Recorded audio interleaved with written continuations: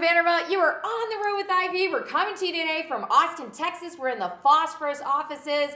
And I was just saying a minute ago, we're here with one of the most interesting people that we've gotten to speak to. We're with June Cohen. She is the executive producer of TED Media, TED.com, everybody. Welcome, June. Thank you. It is great to see you. Thank you for joining us. It's great to be here. Well, and for all of you watching, I know that we usually talk to the founders and CEOs of ventures, but where we have just a fantastic opportunity here with June is, I know all of you will agree with me, you guys have taken this fantastic brand of TED, and you've taken it from being this offline experience that a lot of people would say is this exclusive experience not available to the rest of us.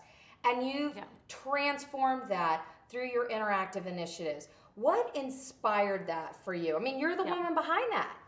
Yes, well, I know. Of course, I share credit with our executive director and curator, Chris Anderson, because Chris Chris bought TED around 7 years ago from its founder, Richard Saul-Wurman. Just as a quick background, TED actually started in 1984. It started as a small elite conference focused on technology, entertainment, and design. Therefore, the acronym TED. But over time, the conference grew much broader, and it came to encompass anyone with an idea worth spreading. Well, give us an idea, actually, for how big it's gotten. I mean, everybody knows TED, but give us some numbers. How many come to the main TED event? You've got TED events all over the world. I was saying I just went to TEDx Austin. Fantastic. But give us an idea of the main TED, and then how many events you have, and how many people are online. Sure. So our main conference in Long Beach now hosts 1,500 attendees. We won't grow it any larger than that. In fact, we might scale it back a bit.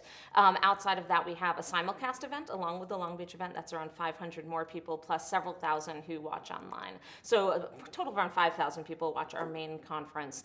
We also have a conference in Oxford, TED Global, which I love, and that's a smaller conference with around 800 people, so more intimate. But the interesting numbers come when you talk about what's happened online. So we, in 2006, we started releasing talks from the conference online. And since then, we've gone from the 1,500 attendees at the conference to an audience of roughly 150 million people online. That is unbelievable. Like, one of the things I really wanted to talk about is this concept of giving to get. And I keep hearing it over and over again at South by Southwest. But, you know, you made these videos available for free. And a lot of people who are thinking about how can we leverage going online and leverage giving something and receiving a lot out of that. But I understand that when you guys went online, it actually, you increased your prices to attend the conference by 50% and then sold out in 12 days. Exactly. Which is completely counterintuitive. Right. I mean, did you know this would happen? I mean, truly, were you scared half to death? Like, what are we doing? Maybe we should charge for the videos, or what were you thinking? Sure. I mean, it was not at all obvious that this would work. And most people in my circle, frankly, thought I was committing professional suicide. Yeah. But on two different fronts, both on the business front and the creative front. On the creative front, it is not at all obvious that there's an audience for taped lectures online. That wasn't clear to people at all, and including not to me. On the business side, of course, if you have this elite luxury item, conventional wisdom would tell you keep your product scarce and your prices high. But we really felt that the talks at TED deserved a wider audience. And TED is a nonprofit. So when Chris Anderson bought the company, he acquired it with his foundation. And that, I think, gave us both the responsibility and the opportunity to focus on something other than just revenue. So when we put these talks online, our goal was simple. Our goal was to spread ideas. Our goal was not to improve TED's brand. It wasn't to sell more seats. It was to spread ideas. And so every decision we made about putting those talks online came from that. And every decision we've made about our website design, about everything we do comes down to that single mission.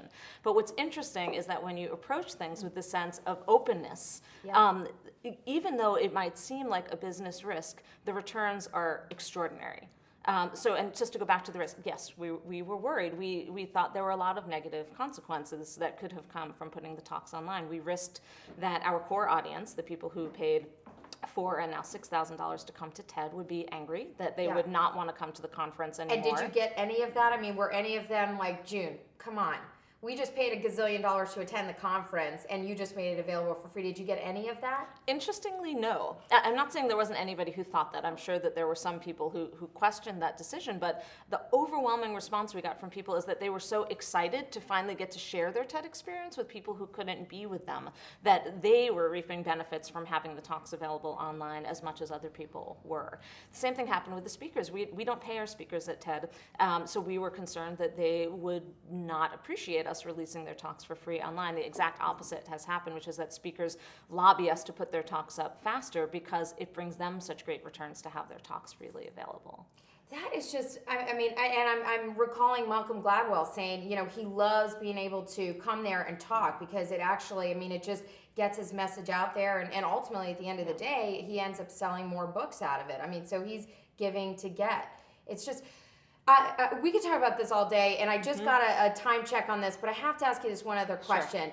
Sure. And just so you understand, in terms of June's background, you came out of Stanford, was at Hotwire before she went over to TED.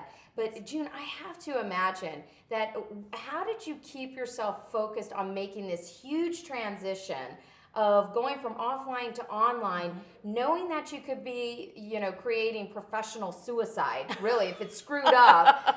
And you were like, but we have to do it because entrepreneurs who are making some kind of ballsy leap like that, what kept you focused on, I have to do this? And if it doesn't work, it's going to be okay. Like, what were you thinking at that time? Right. Well, there were a few things. And one is that I really believed in what I was doing. You can't make a move like that if you yourself don't believe in your heart that you're doing the right thing for the right reasons. I love the talks at TED. I think they have inspired me. I've personally gotten so much from them. And so the idea of bringing them out to the world, even if the scale was small, even if we were, I know the impact of just one talk and the influence it can have on a single individual. So even if you're only multiplying that by 10, it's worth it. But then the fact that we're now multiplying that by 150 million is, it's overwhelming. And I don't really even think about the numbers that much because it skews your and focus. It is so big. But it's having it in your heart. It's believing that what you're doing is right and for the right reasons, and just knowing that you have to go with your gut with that, even if there are negative consequences. I should add also that it has to start at the top of the organization. So unlike many of your guests, I'm not the founder of the company. I work alongside Chris Anderson, who is our executive director and curator. But he's still counting on you. It was you that really made this transition. He counts on me, but he absolutely is. He's visionary and courageous when it comes to this kind of openness. And I absolutely knew that he and I saw eye to eye and that we were taking the leap together. And if something went wrong, he wasn't going to throw me under the bus. We were going to face it together and calmly move forward. Gosh, the power of fantastic teams. With that, June, Cohen, thank you so much. Come back and see us in segment number 2. We're going to talk a little bit more about the money behind the business and what this has created. Take care, everybody. We'll see you in segment number 2. Bye.